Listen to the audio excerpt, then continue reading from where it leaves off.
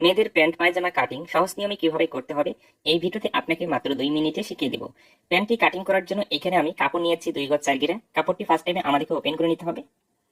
এইভাবে কাপড়টি ডাবল ভাঁজ থাকবে, তাই না? এইভাবে ডাবল ভাঁজ অবস্থায় আমাদেরকে যে কাজটি করতে হবে, এই দুইটি মাথা একখানে করে কাপড়টিকে এখানে আরো একটি ভাঁজ করে নিতে হবে। এভাবে ভাঁজ করে নেওয়ার পরে খোলা সেটটা বাইরের দিকে রাখতে হবে, আটকানো সেটটা আপনার দিকে রাখতে হবে এবং এই সাইডে আমাদেরকে পায়ের মুখের মাপটি নিতে হবে। ফার্স্ট টাইমে হাফ ইঞ্চি কাপড় রেখে একটি মার্জিন করব। এরপরে 3 থেকে 3.5 ইঞ্চি পরিমাণ উপরে একটি মার্জিন করতে হবে। এই মার্জিনটি বরাবর টেনে নিতে হবে।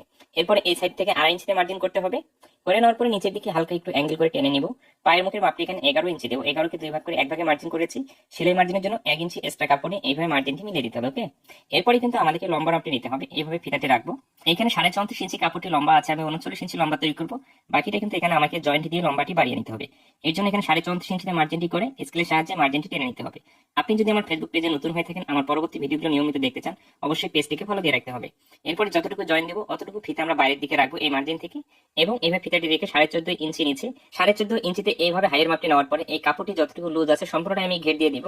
এখন কিন্তু হাইয়ের রাউন্ড শেপ করার জন্য 2.5 ইঞ্চিতে মার্জিন করতে হবে। সাইডে 1 ইঞ্চি সেলাই মার্জিন চলে যাওয়ার পরে 1.5 ইঞ্চি থাকবে হাইটি আমাদের। তো এতটুকু মার্জিন টেনে নেওয়ার পরে এখানে হাইয়ের জন্য রাউন্ড শেপটি করে দিতে হবে এবং আমরা যে হাইয়ের মাপটি নিয়েছি এই মাপটি বরাবর এইভাবে টেনে নিতে হবে এবং পায়ের নিচে যে মার্জিনটি করেছি সেই মার্জিনটির সাথে আমাদেরকে সুন্দর করে স্কেলের সাহায্যে মিলিয়ে দিতে হবে। এইভাবে সুন্দর করে মার্জিনটি মিলিয়ে দিব এই সাইড থেকে এবং এই সাইড থেকেও আমাদেরকে এই মার্জিনটি পায়ের মার্জিনটির সাথে মিলিয়ে দিতে হবে। আপনি যদি দর্জি কাজগুলো সহজ নিয়মে ও সঠিক নিয়মে শিখতে চান, তাহলে আমার ফেসবুক পেজে এবং ইউটিউব চ্যানেলে প্রচুর পরিমাণ ভিডিও আছে দর্জি কাজের প্রতিটি বিষয়ের উপরে। সেই ভিডিওগুলো পেজে এবং ইউটিউবের ভিতরে যে দেখতে পারেন, আপনি প্রতিটি কাজ খুব সহজে শিখে নিতে পারবেন। এইভাবে মাপ ও মার্জিনগুলো করে নেওয়ার পরে এই মার্জিন অনুযায়ী এখন আমাদেরকে প্যান্ট সিস্টেম সেলার পায়ের অংশগুলো কাটিং করে নিতে হবে। ওকে, আমি দেখিয়ে দিচ্ছি। এখান থেকে কাটিং করে নিতে হবে এই সাইড থেকে।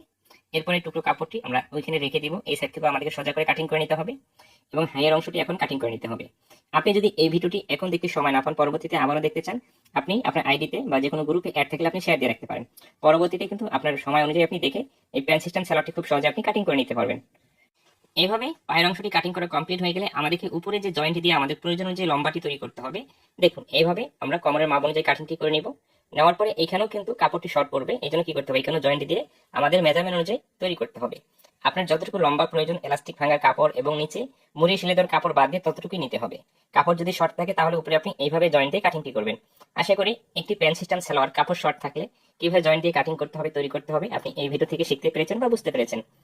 এই অবস্থায় কিন্তু প্যান্ট সিস্টেম সালোয়ারটি কাটিং করা কমপ্লিট। ভিডিওটি ভালো লেগে থাকলে অবশ্যই কমেন্টের মাধ্যমে মতামতটি জানিয়ে যাবেন। ভালো থাকবেন।